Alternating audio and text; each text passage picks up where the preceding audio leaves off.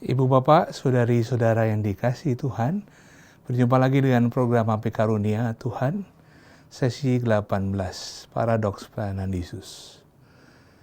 Masih dalam Injil Lukas, kita akan melihat bagaimana di satu sisi pelayanan Yesus sungguh luar biasa. Perhatiannya pada orang kecil, miskin, sakit. Meskipun di sisi lain, Yesus mengalami penolakan. Sangat menarik paradoks itu. Mari kita dengarkan, kita renungkan, dan kita doakan.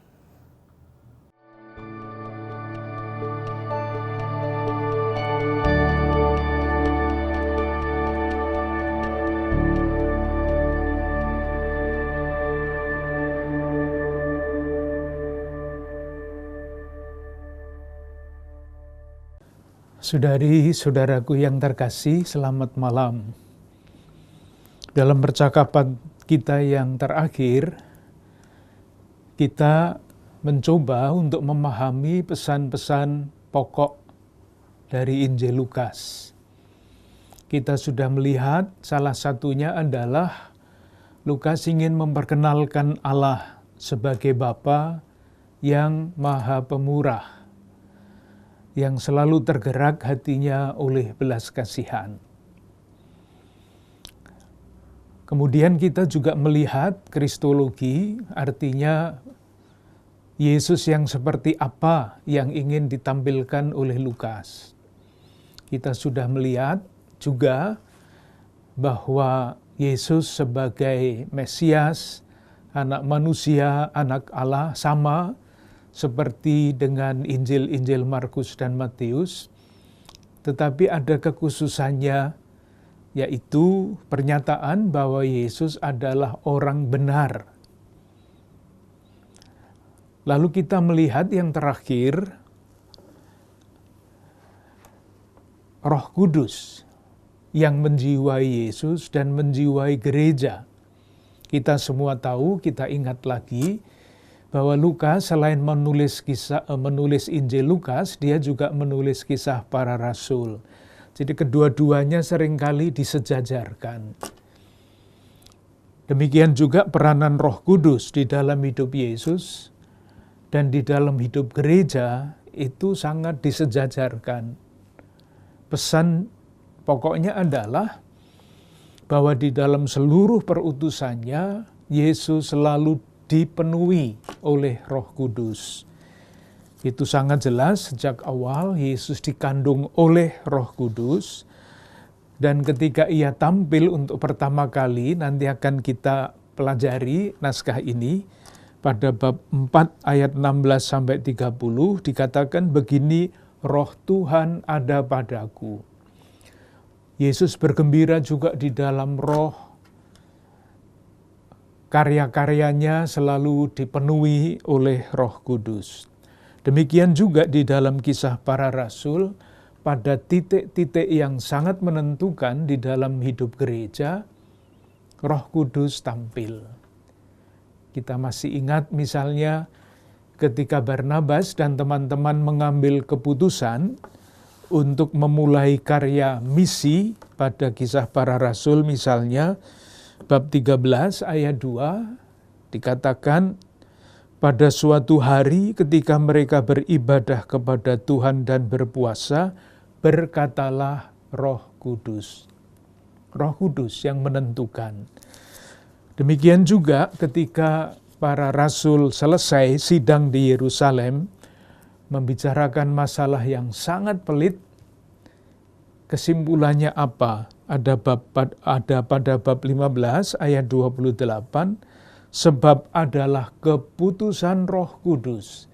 Meskipun yang rapat itu para rasul, tetapi keputusannya adalah keputusan Roh Kudus. Terakhir kita sampai di situ. Sekarang kita akan melihat hal yang baru. Masih ada dua pokok mengenai Injil Lukas yang ingin ditawarkan.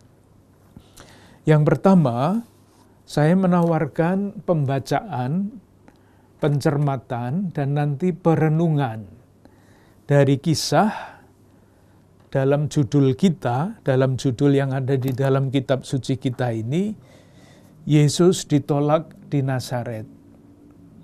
Yaitu pada Injil Lukas bab 4 ayat 16 sampai 30. Nanti sesudah kita selesai membicarakan, kita mau bertanya, apakah judul ini dianggap yang paling cocok, atau kita bisa, tentu tidak usah mengubah cetakan ini, tetapi dalam pemahaman kita, dalam perenungan kita, kita dapat memberi judul sendiri.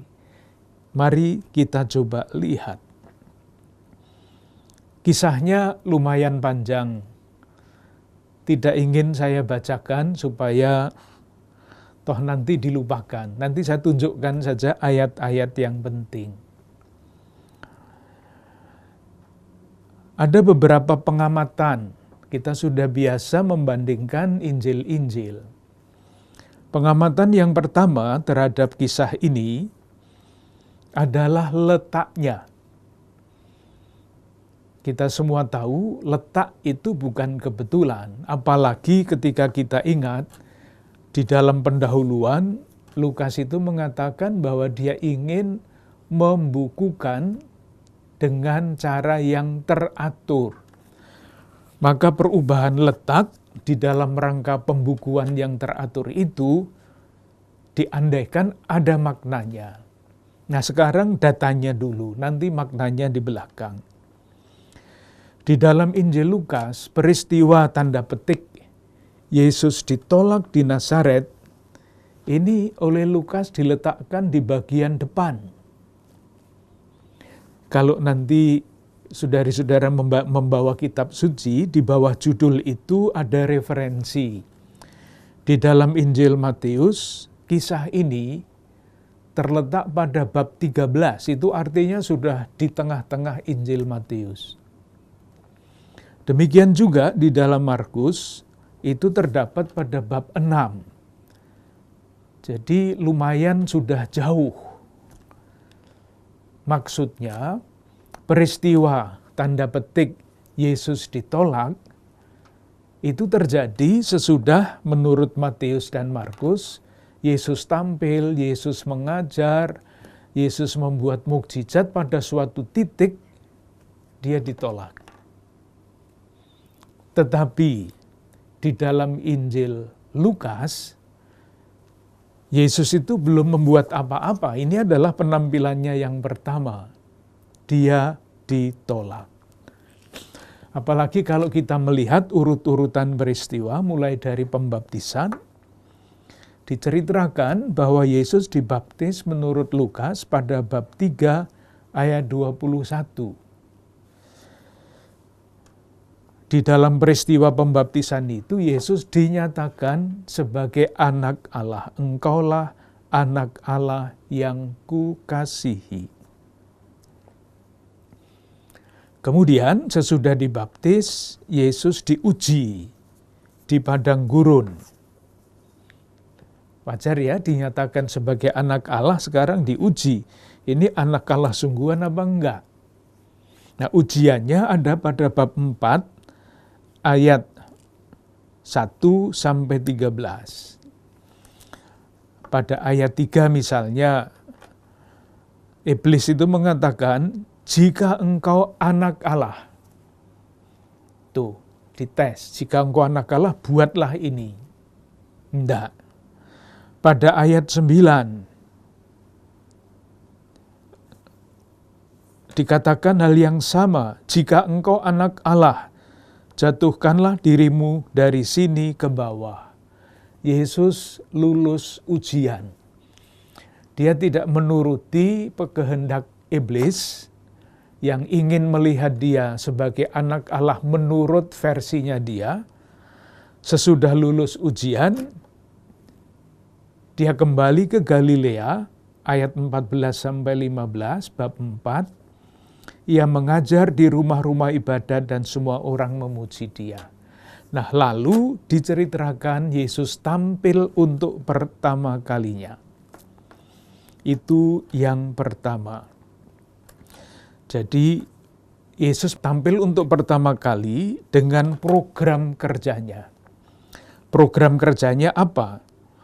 Program kerjanya adalah kutipan dari kitab Nabi Yesaya bab 61 ayat 1 sampai 2. Itu yang dikutip pada ayat 18 dan 19. Ini penting dibaca. Kutipannya berkata begini, Roh Tuhan ada padaku, oleh sebab Ia telah mengurapi aku untuk menyampaikan kabar baik kepada orang-orang miskin, dan Ia telah mengutus aku untuk memberitakan pembebasan kepada orang-orang tawanan, penglihatan bagi orang-orang buta, untuk membebaskan orang-orang tertindas, untuk memberitakan tahun rahmat Tuhan telah datang. Ini kutipan dari kitab Nabi Yesaya bab 61 ayat 1 sampai 2. Ada dua hal yang menarik kalau antara yang dikutip dan kutipan itu dibandingkan. Apakah Lukas, dalam hal ini Yesus diceritakan mengutip Yesaya, itu mengutipnya persis-persis atau ada perubahan? Ternyata kalau dibandingkan ada perubahan. Perubahannya ada di mana? Nah, sekarang dibandingkan dengan Yesaya bab 61 ayat 1 sampai 2. Lukas menghilangkan satu bagian kalimat pada bab 61 ayat 2. Saya baca, bab 61 ayat 2 itu mengatakan begini, untuk memberitakan tahun rahmat Tuhan, masih ditambah, dan hari pembalasan Allah kita. Pembalasan. Di dalam kutipan Injil Lukas, pembalasannya dihapuskan. Kenapa? Ya, karena Yesus itu sudah masuk di dalam fase baru sejarah keselamatan. Kalau di dalam perjanjian lama, pembalasan itu masih aktual, mata ganti mata dan sebagainya. Itu sudah tidak berlaku di dalam perjanjian baru. Karena hukumnya menjadi hukum kasih. Maka ketika Yesaya bab 61 ayat 1 sampai 2 dikutip, bagian kalimat yang tidak sesuai dengan jiwa perjanjian baru, ya tentu saja dihilangkan. Inilah perkembangan revolusi moralitas perjanjian baru. Nggak ada pembalasan. Itu yang pertama. Yang kedua, kalau kita lebih teliti, tetapi kalau ini nanti membingungkan, ya tidak usah diperhatikan.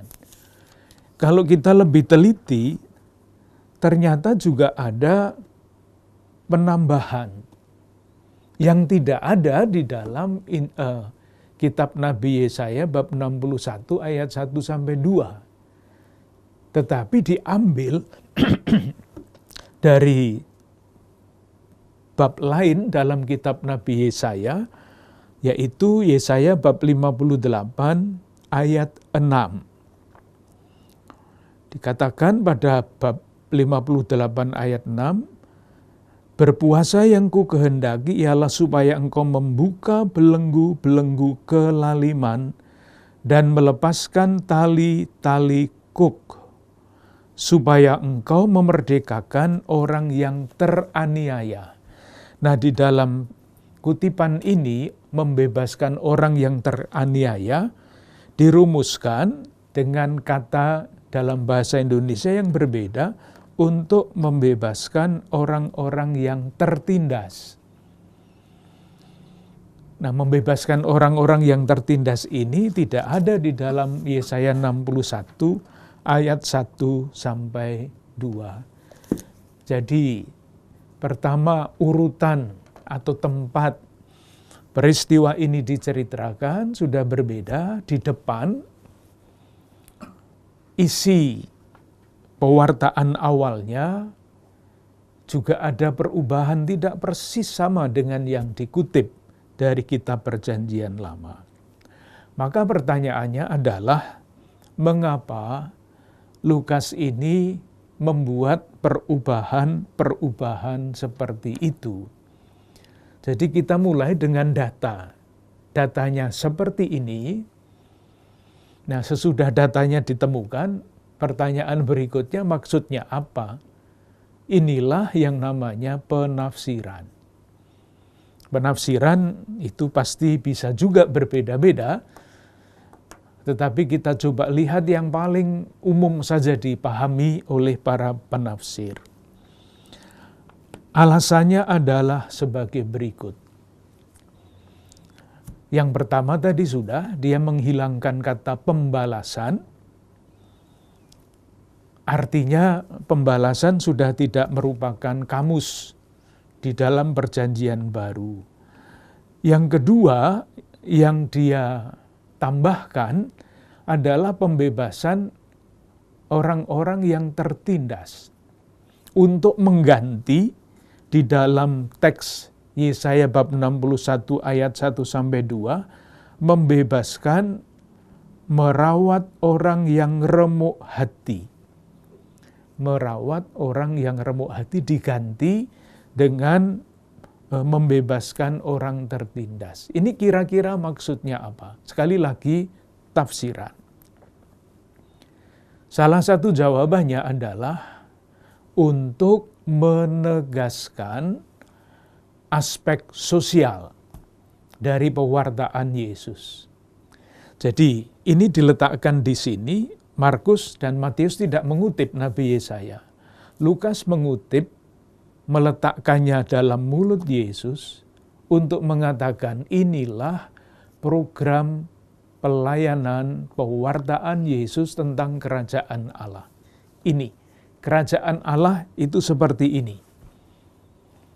Nah, kerajaan Allah dengan perubahan-perubahan tadi diberi segi sosial yang sangat kuat. Kerajaan Allah itu bukan di awang-awang, bukan. Kerajaan Allah itu berarti kerajaan Allah itu hadir, nyata, tegak, kalau orang-orang tertindas dibebaskan. Itulah kerajaan Allah. Aspek sosial seperti ini sudah tampak bukan hanya di sini, tetapi sudah tampak di bagian yang lebih awal. Jadi sekarang saya mencoba menjelaskan lebih jauh tentang aspek sosial dari pewartaan Yesus yang sudah dimulai oleh Yohanes Pembaptis yang mendahuluinya. Terdapat di dalam Injil Lukas bab 3 ayat 10 sampai 14. Bab 3 ayat 10 sampai 14. Ketika Yohanes Pembaptis, orang-orang yang mendengarkan itu bertanya. Jadi bukan baptis ritual, bukan baptis yang berhenti pada baptis, tetapi baptis yang mempunyai implikasi moral sosial. Moga-moga jelas. Jadi baptis ritual itu baptis ya sudah, orang dibaptis kemudian merampok. Tidak apa-apa kalau itu hanya baptis ritual. Yang diwartakan oleh Yohanes Pembaptis menurut Lukas bukan seperti itu. Dibaptis itu mempunyai implikasi moral dan khususnya moral sosial. Saya tunjukkan bab 3 ayat 10 sampai 14. Ayat 10. Orang banyak bertanya kepadanya. Orang banyak ya. Jika demikian, apakah yang harus kami perbuat? Jadi konsekuensi atau implikasi dari pembaptisan. Membuat apa? Jawabannya dalam rangka moral sosial. Jawabnya, barang siapa mempunyai 2 helai baju, hendaklah ia membaginya dengan yang tidak punya. Dan barang siapa mempunyai makanan, hendaklah ia berbuat juga demikian. Jadi bukan sekedar dibaptis selesai, dibaptis, pembaptisan mempengaruhi sikap-sikap sosialnya. Yang kedua, ayat 12. Coba diperhatikan, yang bertanya itu siapa? Yang tadi bab ayat 10 itu orang banyak, umum. Pada ayat 12, yang datang adalah pemungut-pemungut cukai. Mereka bertanya, "Guru, apakah yang harus kami perbuat?" Kita semua tahu pemungut cukai itu pekerjaannya apa? Pasti pekerjaan di dalam dunia tanda petik sosial politik, sosial ekonomi. Jawabannya begini, jangan menagih lebih banyak daripada yang telah ditentukan bagimu. Moral sosial. Baptis yang mempunyai konsekuensi moral. Yang ketiga, ayat 14 itu lain lagi yang bertanya. Prajurit-prajurit bertanya juga kepadanya, "Dan kami, apakah yang harus kami perbuat?" Jawab Yohanes kepada mereka, "Jangan merampas dan jangan memeras, cukupkanlah dirimu dengan gajimu." Perkara setuju apa tidak itu soal lain, tetapi yang mau saya tunjukkan adalah baptis mempunyai konsekuensi moral sosial. Demikian juga, nah sekarang ini tadi kan untuk mendukung argumentasi kita. Program Yesus yang dia ucapkan pada waktu tampil pertama kali, itu adalah aspek sosial yang merupakan bagian yang amat penting dari yang disebut kerajaan Allah itu. Belum lagi kalau masih ditambahkan dengan kata-kata bagian terakhir, untuk memberitakan tahun rahmat Tuhan telah datang. Tahun rahmat Tuhan itu apa? Tahun Yobel. Itu ketika semua hutang dihapus, ketika semua budak dilepaskan, sehingga tatanan kehidupan sosial yang sudah rusak di dalam perjalanan waktu, ada orang yang berhutang, yang tidak bisa bayar jadikan budak dan sebagainya, itu semua bebas. Mulai baru lagi tatanan baru, tatanan sosial, tatanan ekonomi, tatanan politik yang baru. Itulah kerajaan Allah. Aspek sosialnya sangat-sangat jelas. Itu kalau kita melihat, membandingkan kutipan dan yang dikutip. Ternyata ada perbedaan. Yang berikutnya,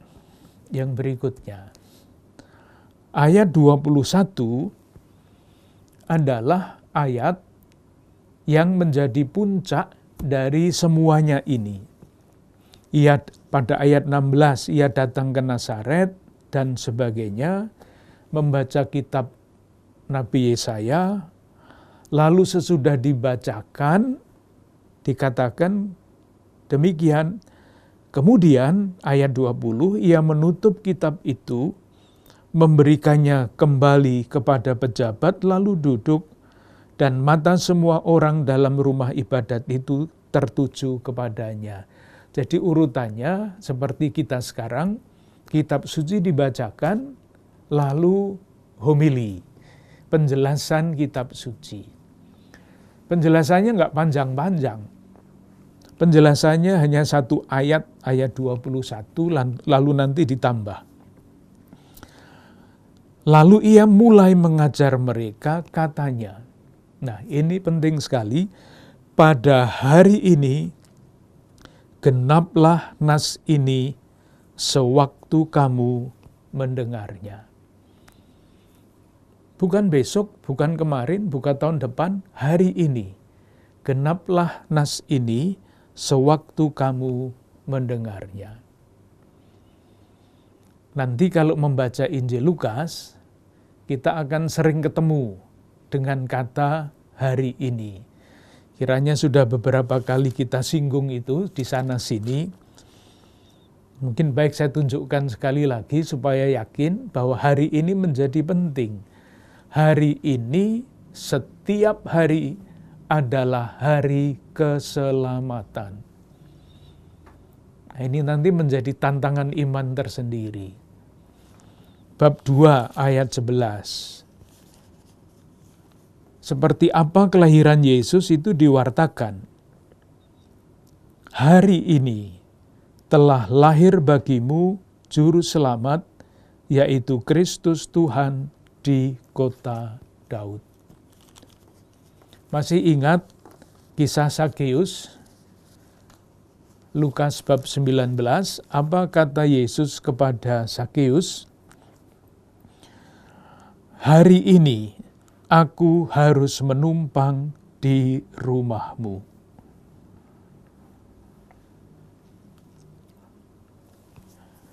Kepada penyamun yang disalib bersama dengan Yesus, hari ini engkau akan bersamaku di Firdaus. Dan kalau hari ini adalah hari keselamatan, maka setiap hari juga menjadi hari keselamatan. Setiap hari adalah acara untuk mengikuti Yesus. Saya tunjukkan salah satu ayat.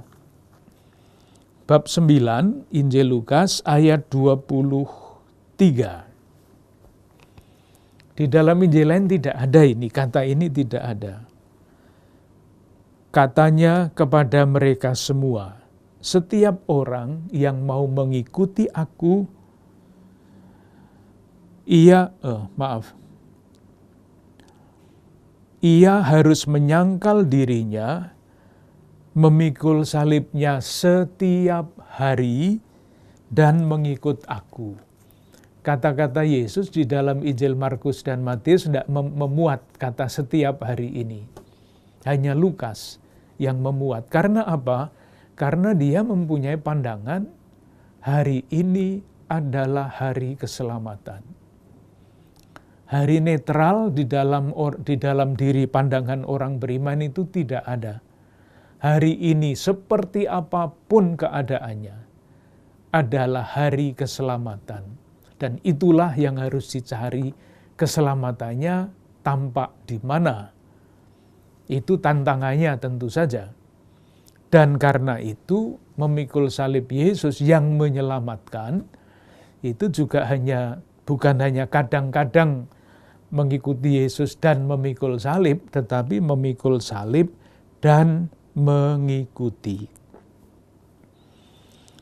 Itu yang pokok mengenai hari ini menjadi puncak dari peristiwa ini.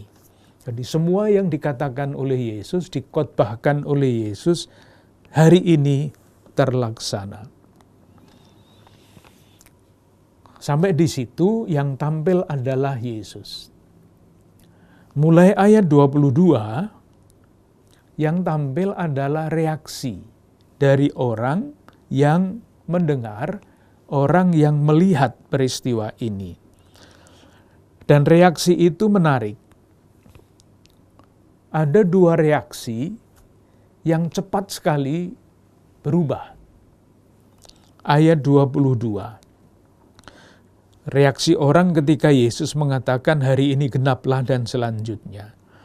Dan semua orang itu membenarkan dia.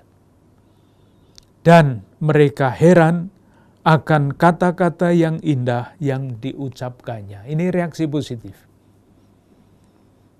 Semua kagum, hebat sekali orang ini. Tetapi, frase berikutnya, bagian kalimat berikutnya, berubah. Menunjukkan perubahan sikap yang sangat mendasar. Lalu kata mereka, bukankah ia ini anak Yusuf. Jadi ini rumusannya bukan rumusan yang netral, baru saja hebat sekali, loh, tapi ini kan hanya anaknya Yusuf. Bisa membayangkan, ini reaksi yang negatif. Nah, ketika Yesus melihat reaksi mereka, kita bisa menafsirkan lebih lanjut, kenapa orang mempunyai reaksi begitu cepat berubah. Jawabannya bisa macam-macam. Salah satunya misalnya, ya pasti ini yang dibicarakan adalah orang banyak, gerombolan, itu kan ada di lingkaran luar dari Yesus. Ya, ikatan mereka dengan Yesus ya begitu itu. Bukan ikatan yang sudah kuat, tetapi ikatan yang hanya di permukaan. Mereka senang kalau melihat Yesus membuat mukjizat, tetapi sesudah itu ya hanya itu yang mereka harapkan. Ikatan yang masih di permukaan. Mereka itu belum murid, belum. Orang banyak yang kemudian nanti dari antara orang banyak itu rupanya akan dipilih murid-murid. Yang mereka perhatikan itu hanya kebutuhan mereka. Nah, Yesus mulai ayat 23 itu membaca. Jadi Yesus membaca kitab suci, berkhotbah, orang banyak bereaksi, plus dan minus tadi cepat sekali, lalu reaksi orang itu dibaca oleh Yesus. Nah, pembacaan itu pertama ada pada ayat 23. Maka berkatalah ia kepada mereka, tentu kamu akan mengatakan pepatah ini kepadaku, hai tabib, sembuhkanlah dirimu sendiri. Perbuatlah di sini juga di tempat asalmu ini segala yang kami dengar telah terjadi di Kapernaum. Nah, Yesus itu hanya mengajar dan mengatakan hari ini genaplah nas ini sewaktu kamu mendengarnya. Dalam kata-kata. Sementara orang banyak mengharapkan bukan yang itu.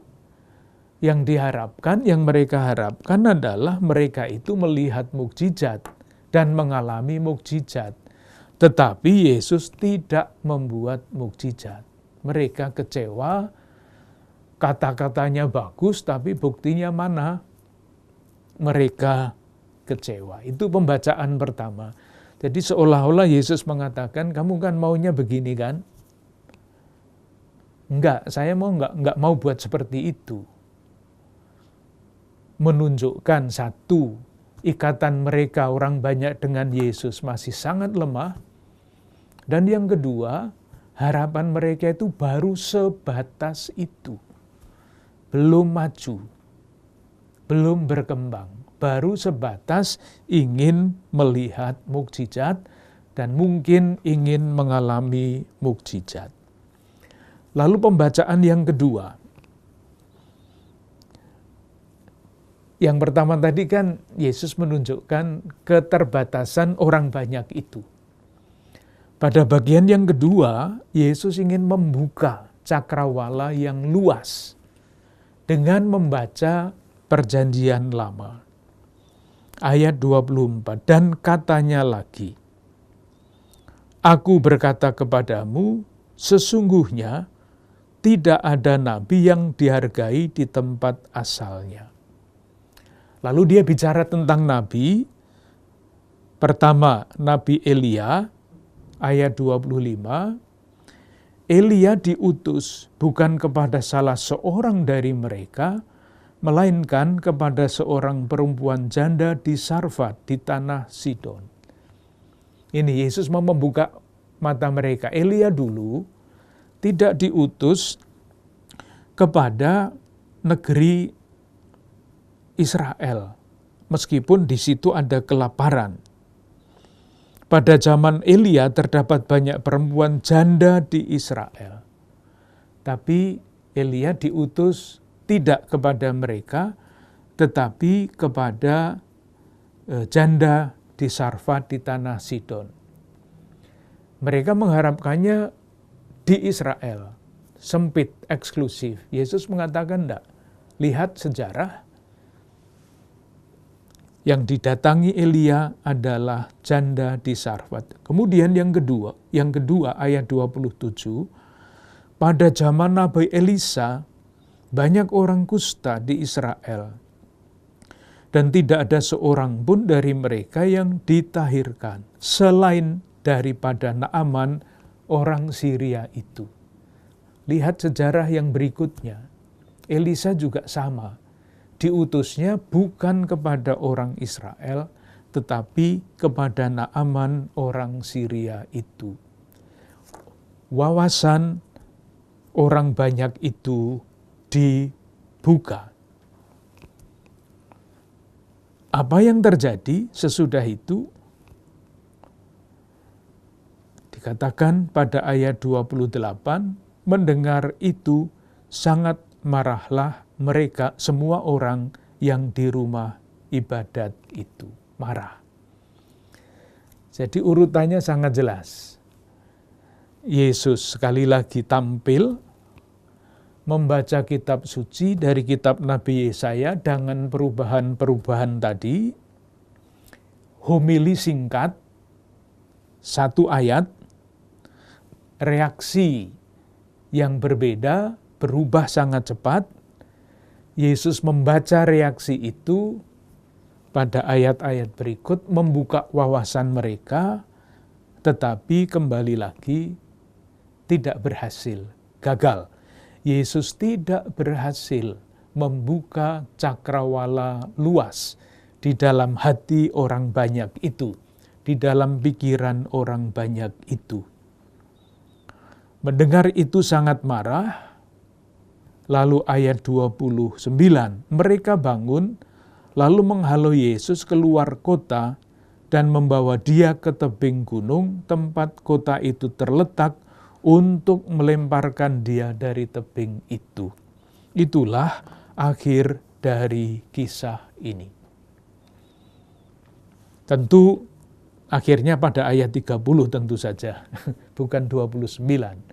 Tapi maksud saya begini, di dalam kisah ini, kalau kita perhatikan baik-baik, ada dua hal yang menurut saya sangat menarik. Yang pertama adalah yang menyangkut orang banyak. Orang banyak itu pertama kecewa. Kecewa karena apa? Ayat 23, mereka mengharapkan supaya Yesus melakukan apa yang mereka dengar dilakukan Yesus di Kapernaum, mukjizat-mukjizat. Jadi mereka itu kecewa. Nanti bisa direnungkan sendiri, pengalaman kecewa itu bisa kemana-mana. Salah satu jurusan itu diceritakan di dalam kisah ini. Kalau pada ayat 23 boleh kita simpulkan, orang banyak itu kecewa. Pada ayat 28, kekecewaan itu sudah berubah, berkembang liar. Mendengar itu sangat marahlah. Salah satu dinamika kekecewaan adalah begini. Orang yang kecewa itu alasannya karena harapannya tidak terlaksana. Nah, ketika harapannya tidak terlaksana, itu harapannya malah tambah besar, bukannya tambah kecil, tambah besar. Nah, yang kecil saja tidak terlaksana, yang besar apalagi? Itulah yang membuat kekecewaan bisa berkembang liar. Dalam hal ini menjadi kemarahan. Maka marahlah semua orang di dalam rumah ibadat itu. Karena apa? Karena kecewa. Apa berhenti di situ? Tidak. Masih semakin liar. ayat 29. Mereka bangun, lalu menghalau Yesus keluar kota, membawa dia ke tebing gunung tempat kota itu terletak, untuk melemparkan dia dari tebing itu. Ini sungguh sudah liar. Jadi kecewa, marah, lalu mau apa ya, diberi judul apa ini? Mata gelap. Udah. Itu kekecewaan yang berkembang tak terkendali. Jelas sekali di sini. Sementara Yesus ini mengajak kita untuk berpikir mendalam. Maksud saya apa? Kembali lagi pertanyaannya, Yesus di dalam hal ini gagal. Meskipun khotbahnya bagus, kutipannya bagus, komitmennya bagus, kerajaan Allah dalam aspek sosialnya, tapi tidak ditangkap. Padahal ini adalah program kerja. Yesus tampil dengan program mewartakan kerajaan Allah, ditolak, gagal. Silahkan merasa-rasakan sesudah membaca dengan cara itu, ayat 30.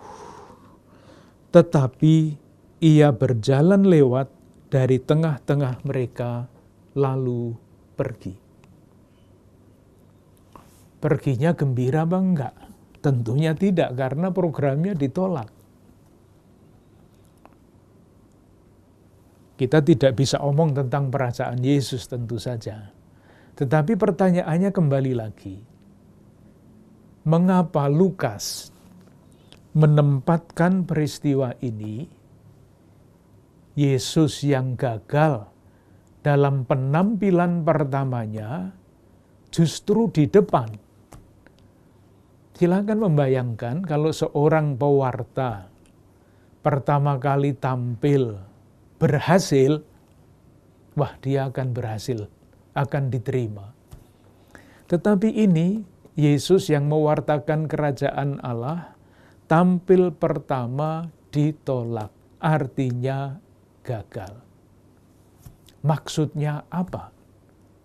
Sengaja apa enggak ini dibuat seperti ini? Nah, jawabannya ada di sini. Rupa-rupanya kita harus mengatakan bahwa Lukas dengan sengaja membuat itu.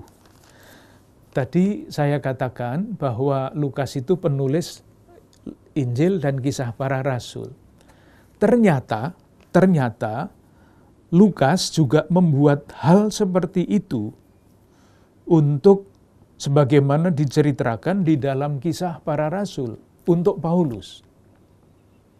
Paulus yang tampil pertama dikagumi, kemudian ditolak. Mari kita lihat Kisah Para Rasul bab 13. Jadi rumusnya sama, modelnya sama. Bab 13 ayat 13 sampai 52. Diceritakan begini, ayat 14. Pada hari Sabat, mereka pergi ke rumah ibadat lalu duduk di situ. Mereka itu adalah Paulus dan Barnabas. Ayat 15, setelah selesai pembacaan dari hukum Taurat dan kitab nabi-nabi, seperti Yesus kan, masuk rumah ibadat, membaca dari perjanjian lama, pejabat-pejabat rumah ibadat menyuruh bertanya kepada mereka, saudara-saudara, jika saudara-saudara ada pesan untuk membangun dan menghibur umat, silahkan. Lalu Paulus mulai berkhotbah. Yesus khotbahnya pendek, 1 ayat. Paulus khotbahnya panjang sekali, sampai ayat 41. Itu khotbahnya Paulus. Kemudian apa yang terjadi? Ayat 42. Ketika Paulus dan Barnabas keluar, mereka diminta untuk berbicara tentang pokok itu pula pada hari Sabat berikutnya. Diterima. Seperti Yesus tadi diterima, bukan main, hebat sekali kata-katanya dia. Diundang lagi. Ayat 44, pada hari Sabat berikutnya, datanglah hampir seluruh kota itu berkumpul untuk mendengar firman Allah. Coba bayangkan, hari Sabat yang lalu berkhotbah, diterima, suruh datang lagi untuk berkhotbah. Dan reaksinya dahsyat. Hampir seluruh kota itu berkumpul untuk mendengar firman Allah. Itu reaksi positif. Nah, kemudian ayat 45, perkaranya jadi lain. Akan tetapi ketika orang Yahudi melihat orang banyak itu, penuhlah mereka dengan iri hati. Dan sambil menghujat, mereka membantah apa yang dikatakan oleh Paulus. Reaksinya berubah. Dari mengundang, besok datang lagi ya, akhirnya menolak. Maka pertanyaannya, mengapa Lukas membuat kisahnya seperti ini? Jadi Yesus diterima terus ditolak. Tampil pertama seperti itu, Paulus sama di dalam Kisah Para Rasul. Nah sekarang kembali lagi datanya seperti itu, ini penafsiran. Penafsirannya adalah penafsiran rohani tentu saja. Salah satu penafsirannya begini. Lukas dengan cara seperti ini, Lukas bab 4 ayat 16 sampai 30 sampai dan selanjutnya tadi, ingin menunjukkan identitas Yesus yang ditampilkan sebagai pewarta yang gagal untuk menunjukkan bahwa ia tidak terikat pada apapun selain kepada kehendak Bapa. Moga-moga saya bisa mengatakan apa yang ingin saya sampaikan. Menurut perhitungan manusia, Yesus ini gagal. Karena ditolak, lalu harus pergi dari situ. Gagal total. Pertanyaannya adalah, ukurannya gagal itu apa? Kalau orientasinya itu hasil, seandainya orang banyak itu lalu berbondong-bondong terus mengikuti dia, itu berhasil. Tapi ini tidak. Bahkan mereka marah dan akan membunuh Yesus. Yesus gagal. Maka pertanyaannya adalah, apakah Yesus gagal? Jawabannya iya, benar menurut hitung-hitungan manusia. Betul. Tetapi di dalam rangka menampilkan Yesus pribadi yang lepas, bebas, tidak terikat akan apapun untuk kepentingan sendiri, Yesus tidak gagal. Ia taat kepada kehendak Bapa yang mengutusnya. Dan paradoks yang menarik adalah ketaatan Yesus itu sama dengan kemerdekaannya. Yang saya menggunakan kata paradoks, bukan kontras. Paradoks itu artinya antara lain kelihatannya berlawanan. Kelihatannya, tetapi sebetulnya tidak berlawanan. Jadi misalnya, salib. Disebut salib itu paradoks. Karena apa? Karena yang tampaknya kekalahan itu sebetulnya adalah kemenangan. Tidak berlawanan. Tampaknya kalah, tetapi sebetulnya itu adalah kemenangan kasih. Nah, dalam peristiwa ini paradoks itu tampak di dalam kegagalan Yesus. Yesus gagal menurut hitung-hitungan manusiawi, tetapi ini adalah bentuk ketaatannya sejak awal kepada yang mengutus dia, yaitu Bapanya. Dan ketaatan itu sama dengan kemerdekaannya. Itu paradoks lain lagi. Kok taat, kok merdeka? Taat itu ya tunduk. Tunduk itu ya terpaksa, bukan. Ketaatan adalah sama dengan kemerdekaannya. Sehingga ketika orang yang taat dan menghayati ketaatan itu sebagai kemerdekaan, ketaatan itu bukan beban, tetapi anugerah. Itulah sebabnya para religius mengucapkan kaul ketaatan. Tidak untuk menjadi budak, tetapi justru itulah kemerdekaannya. Nah, kemerdekaan itu, kelepas bebasan Yesus, itu tampak segera sesudah peristiwa ini. Bab 4, ayat 42 sampai 43. Ketaatannya sama dengan kebebasannya. Ketika hari siang, Yesus berangkat dan pergi ke suatu tempat yang sunyi. Tetapi orang banyak mencari dia dan selanjutnya berusaha menahan dia supaya jangan meninggalkan mereka. Seolah-olah orang banyak itu mengatakan begini, Yesus kau tinggal di sini saja. Nyaman, enak, semuanya dijamin. Apa kata Yesus?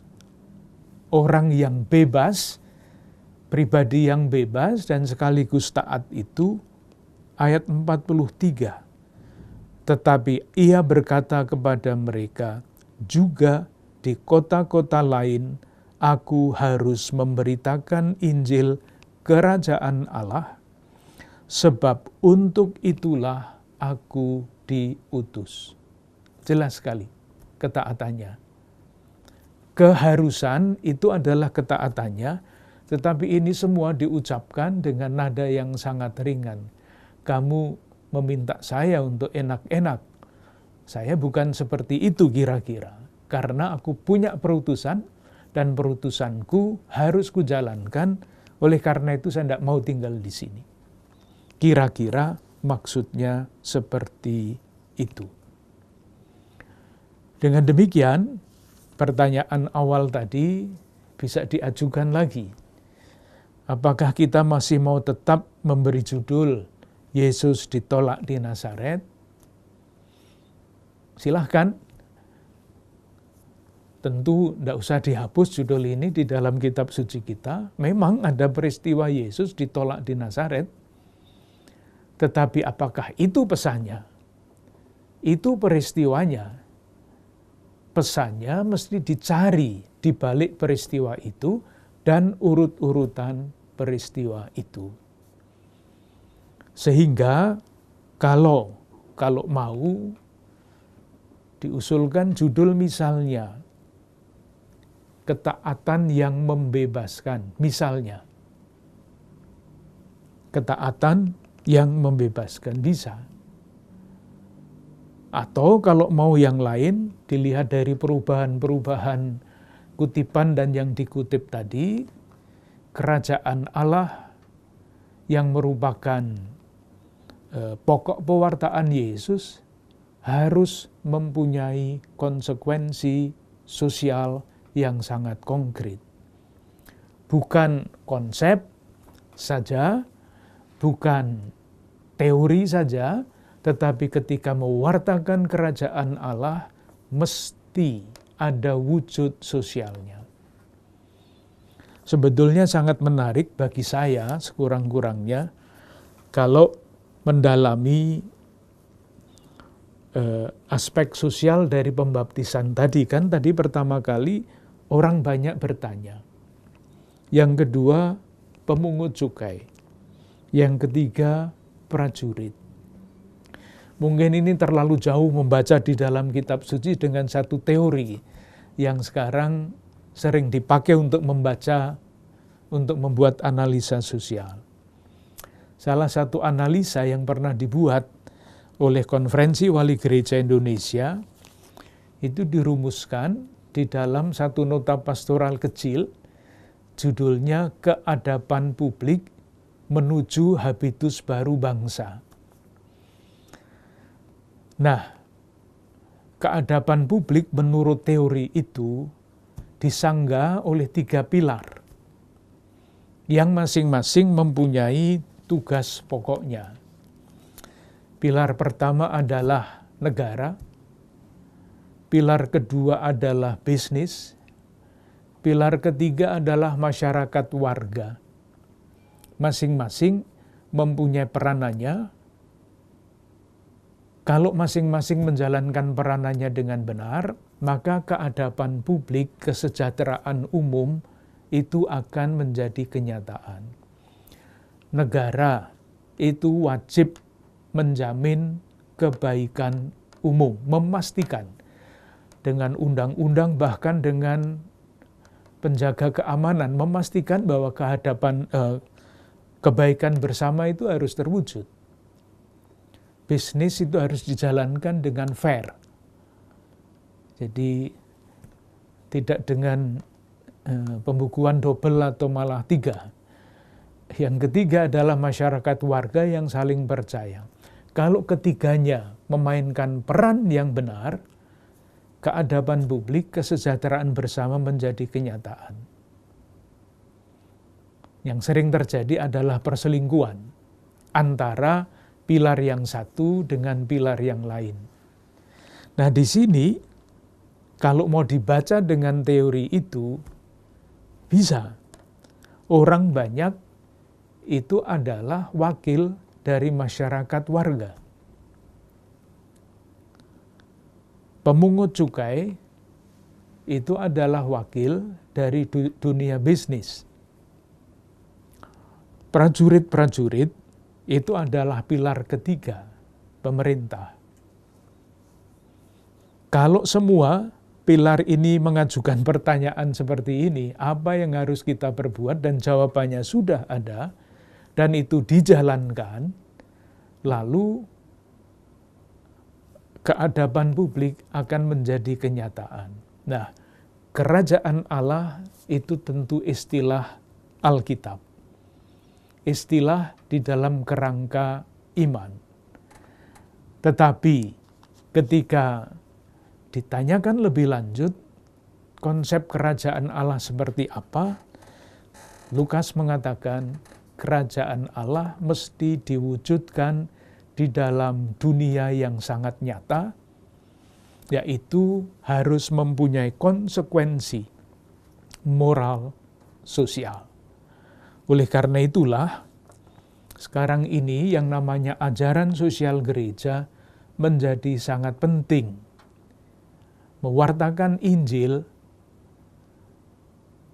tanpa menjalankan ajaran sosial gereja itu bisa menjadi rumus-rumus yang bagus, tetapi masih kurang. Karena yang harus diwujudkan kerajaan Allah itu diterjemahkan di dalam ajaran sosial gereja. Dan kalau mau diringkas, sebetulnya tidak terlalu sulit, ya, karena ringkasan ada 4 nilai dasar. Yang pertama adalah menghargai martabat manusia, menjunjung tinggi martabat manusia. Itu nilai yang pertama. Yang kedua, karena martabat manusia itu harus dijunjung, maka harus dimuliakan. Caranya memuliakan bagaimana? Dengan memastikan bahwa kebaikan bersama, bukan kebaikan sekelompok tertentu, kebaikan bersama itu menjadi kenyataan. Sehingga martabat manusia itu berkecukupan di dalam macam-macam hal. Kebaikan bersama. Nah, supaya kebaikan bersama itu menjadi kenyataan, Karena di dalam masyarakat dimanapun pada zaman apapun selalu akan ada yang kuat, yang lemah sekali dan selanjutnya. Maka nilai yang ketiga, pokok yang ketiga adalah solidaritas, kesetiakawanan.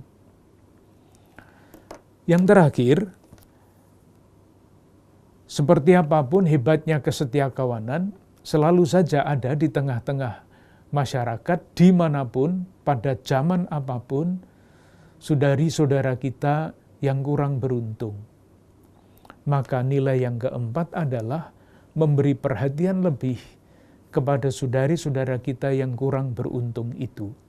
Nah, masing-masing pokok itu pasti harus dijabarkan secara panjang lebar supaya bisa menjadi kenyataan di dalam kehidupan. Jadi, saudari-saudaraku yang terkasih, saya hanya mau mengatakan beberapa hal dengan mengajak saudari-saudara sekalian merenungkan ini. Saya ulang, pokok-pokoknya satu, pewartaan Yesus, pewartaan Injil harus tampak di dalam kehidupan yang nyata, kehidupan sosial, politik, ekonomi, dan sebagainya, sistem, dan sebagainya. Itu satu. Yang kedua, Yesus mengajak kita untuk membuka perspektif. Supaya tidak seperti orang-orang yang tadi diceritakan orang banyak, tertutup, eksklusif, tetapi inklusif. Yang ketiga, sangat penting sebagai orang beriman yakin, sadar bahwa hari ini adalah hari keselamatan. Apapun artinya, silahkan merenungkan sendiri apa makna dari kata-kata itu. Hari ini, genaplah nas ini sewaktu kamu mendengarnya. Dan yang keempat, lebih pribadi, ingat menurut kisah ini, kekecewaan itu bisa berkembang liar. Setiap orang pernah mempunyai kekecewaan. Kalau tidak pernah, syukur. Tetapi biasanya ada.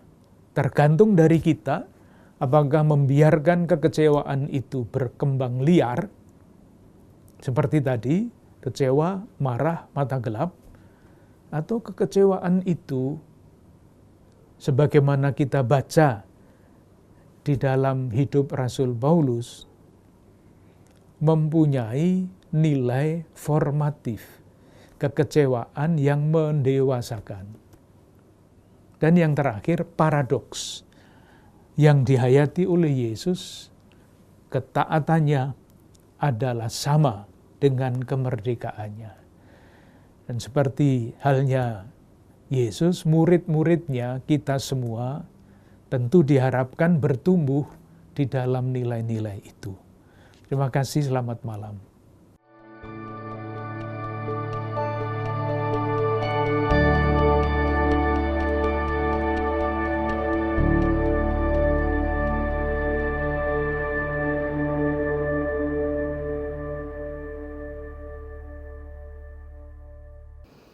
Oleh pengarang Injil Lukas, Yesus ditampilkan sebagai pewarta yang mengalami kegagalan karena ditolak. Tetapi Yesus tetap taat pada kehendak Bapa, dan ketaatannya itulah yang menjadi kemerdekaannya. Sungguh luar biasa, inspirasi bagi kita. Kita akan berjumpa lagi pada program Api Karunia Tuhan Senin minggu depan. Terima kasih, selamat istirahat, selamat malam.